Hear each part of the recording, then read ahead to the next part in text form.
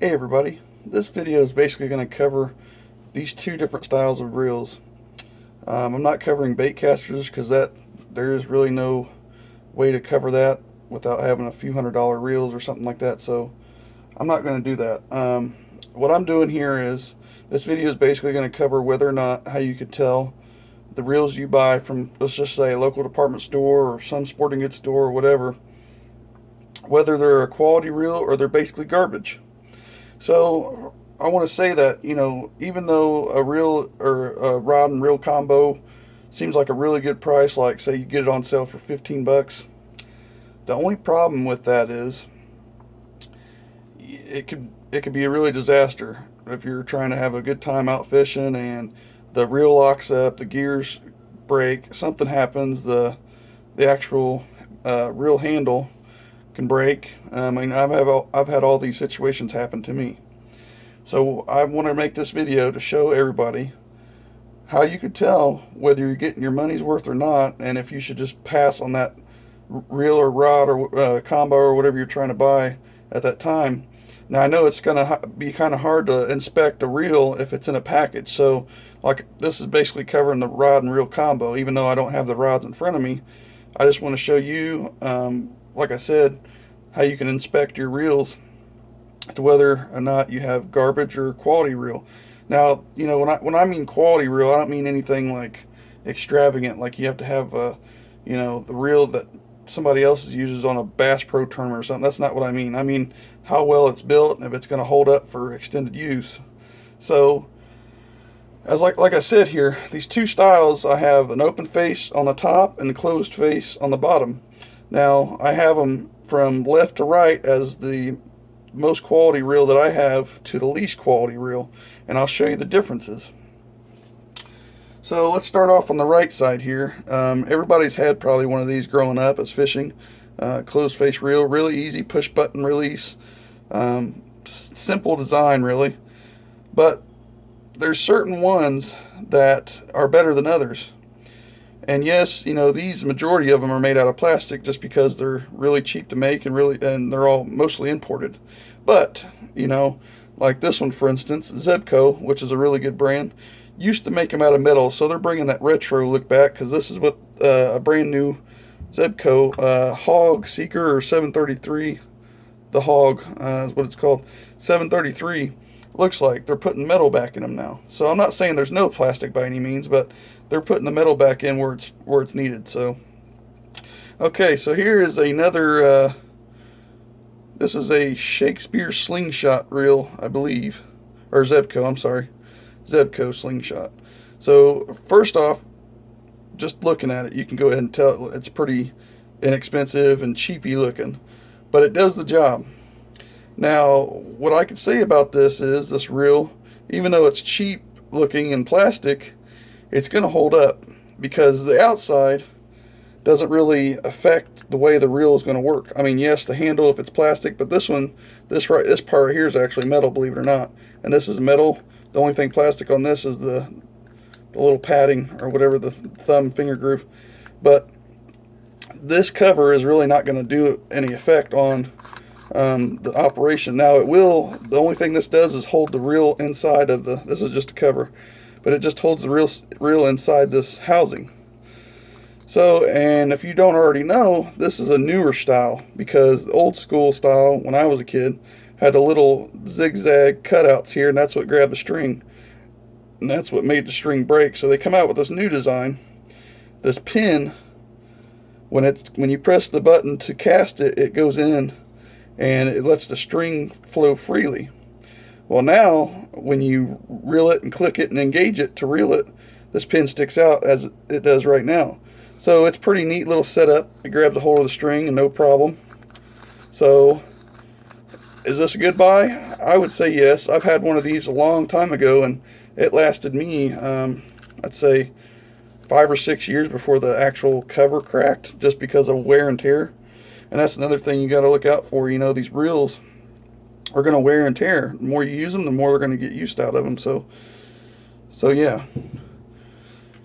Next in line, we have an old Shimano. Pretty simple little reel. This is a really old one too. It's a Shimano 102 Plus. I think I found this in a garage sale. But it is, there's parts in here that are plastic and parts in here that are metal. And you can tell which ones are metal because right now this cap, I think it's metal because it's cold. This plastic is room temperature because he's been outside in my storage. But yeah, it's the same design as the Slingshot Zeppkow. Basically, this was like the first, probably the first reel with the design. One of the first reels, because this is back in the 80s, maybe early 90s. But you can see that pin right there, and that's what grabs a hold of it. So pretty cool little design, and it keeps the string from getting stress on it other than the fishing part, the fish doing it, the wear and tear from the fish. So, and then it's got its own little two-stage drag system. It's got the actual drag dial down here and then the fighting drag where you can adjust it, which is pretty cool. And then we're moving up to the Zeppkow 733 hog. Like I said, all metal design beside the push button. And it's got a drag system on it, really nice drag system. Let me see if I can pop this open. Same setup with the rod that sticks out, the little piece that catches the string. They're all trying to go to that design now because that old school design, like I was mentioning earlier, is not really in use anymore. You're going to probably find that stuff at a flea market or something like that, and you got to watch out when you buy those. You don't want to buy those with that. And you'll see what I mean. They look like teeth, which is kind of pointless if you're going to use string like that. So, and this thing's sometimes a headache to put back on. It just goes in these slots.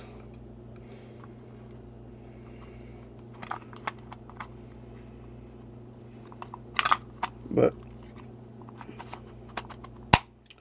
and then you lock it. Pretty cool. So let's move on up to the actual spinning reels. Open face, what I call them, but they're called spinning reel combos, whatever. Like I said, let's start from the right to the left. Right here is going to be the least, the cheaper, inexpensive, maybe junky, it just depends, to the more expensive, higher quality reel. So let's take a look at this here. If you shop at Walmart, you've probably seen these before. This is a Mutsuo. Really never heard of this brand before. I think it's just one of those Walmart specials or whatever.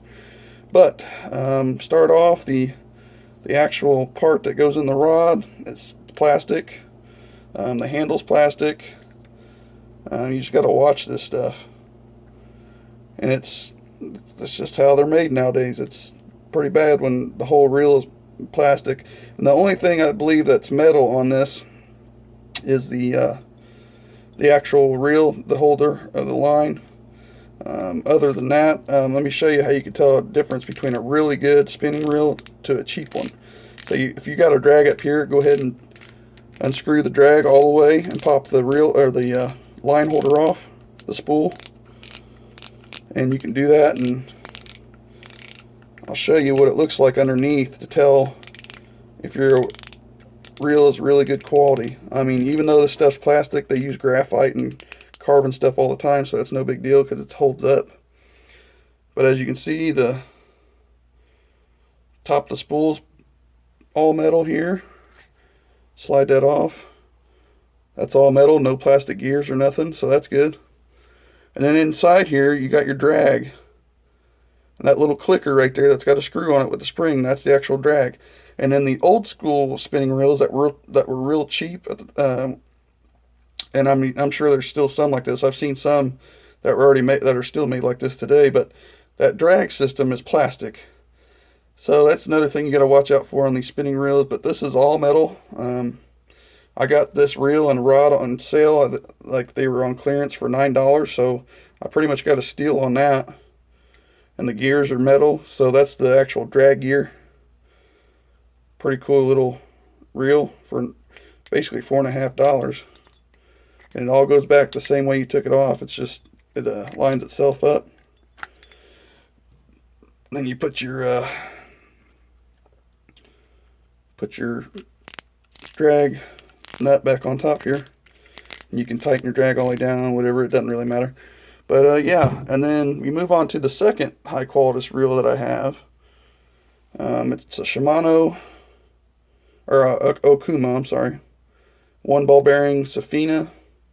I bought this with the rod. I got two of these. I actually have two of each on the spinning reels. I only have one of each on the bottom here of the casting reel. But I have two of these. They came with the ultralight rod, 6.5 foot rod. I think they were $30 a piece. I was wanting a really good pan fishing setup, and these right here work awesome. I've had these for almost, let's see here, going on 3 or 4 years now. Really awesome. I think these are die cast. All this is die cast. It's metal. Got a good handle set up to it. Cap's plastic, but that ain't no big deal for this type of fishing that I'm using it for. It's not like I'm going to go catch a Loch Ness Monster or nothing on this, but here we go again. We'll take the drag cap off. And the drag cap on this one is plastic, just like the other one. Just because these reels aren't the most expensive and the highest quality by any means, but let me show you this one right here, and it'll show what the internals look like, and we'll get to see. So this one does have I think it's a plastic retainer gear, but I don't think that's what actually is the drag itself. But like I said, you're not going to use this one for catching big fish. I mean, yeah, you might lock onto one, but the drag system is probably pretty good enough to get it in.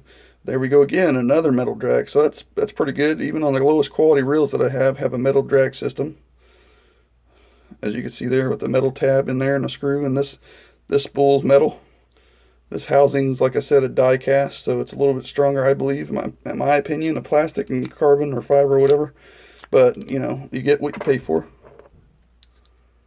So we're going to go ahead and tighten this down again. Then we're going to move on over to my most expensive and highest quality reel, open face spinning reel, is the Akuma Avenger series. It's got the gear ratio on the spool and everything. This one actually came with two spools. One is stainless steel, and this one's the polymer plastic, which I trade the spools off if I go, if I do like basically fishing for not very large fish. I know it's kind of hard to tell what you're fishing for, but I use this spool to catch like catfish out of ponds and stuff, and I switch my other spool over with 50-pound braid on it to go do like deep, real deep, big catfish fishing and stuff like that. Because this is what this reel is made for. It's really a bait runner, but it's not a Shimano. It's not that series. It's just called a bait Avenger, and this is the 50 size. And I've been meaning to do a review on these. I've had this one for 3 years now, and it's still held up strong. All metal housing. The only things that are plastic is the actual bait flipper. That's what runs the clicker. The actual it has its own drag system for the bait runner. Then it has a metal cap here for the reel drag. And I'll go ahead and take that off. And you can tell this one's a lot smoother. I mean, it's just.